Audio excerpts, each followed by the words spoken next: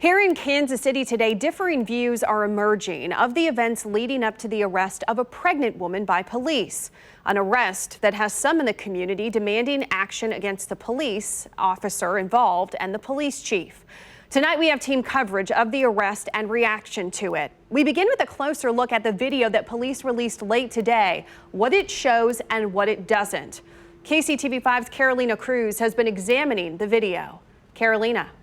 Ellen, the video shows 30 minutes before police arrest anyone. So we want to break down that video for you, that half hour, into a few key moments. We'll start at the beginning. A group of people gather at the gas station at the intersection of 35th and Prospect around 11 Wednesday night. Some come and go. 8 minutes in, a woman who appears to be pregnant pushes two men. Some in the crowd try separating them. Some pushing and shoving follows, but no brawl or large fight occurs on video. 12 minutes in, police highlight a person to the left of your screen for what they believe is someone trying to get a weapon in the trunk of a car. Police get to the scene at about 22 minutes in. The business owner called them, wanting everyone who wasn't a customer to get off his property, and reported a fight. Officers tell Troy Robertson, a man who stands at that intersection often holding a sign, that he is trespassing. He goes out of frame. When we see him next, police captions saying he's trespassing. A group of officers walks over to arrest him, and he runs. At this point, we can't see what's happening between the officers, Troy Robertson, or anyone else in the group, including Robertson's sister, who is pregnant. When the camera swivels, about a minute later, it shows more than a dozen officers, a few people in handcuffs, including Robertson's sister and some onlookers. That video ends on a black screen, and the text says that woman was taken to the hospital by ambulance, the one who was pregnant. She was evaluated and released. Ellen? Carolina, thank you. Hours before the release of that video, the leaders of several civil rights groups gathered at 35th and Prospect. They made clear their anger over the way that police treated the pregnant woman and the city's response since that video first came to light. KCTV5's Abby Dodge is live with that story. Abby. Ellen, protesters are starting to gather outside of police headquarters. You can see them right behind these cars. They have a group out here every Friday. But tonight they asked for more support from the community. On the corner of 35th and Prospect, where police made arrests, we caught up with the witnesses and civil rights leaders to get some perspective on the incident. Troy Robinson showed up at the corner of 35th and Prospect with a sign, like he does most weeks, to promote peace.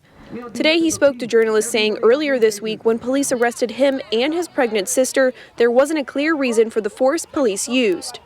There was no fight. There's no fights over here. We don't allow violence. Something gotta give.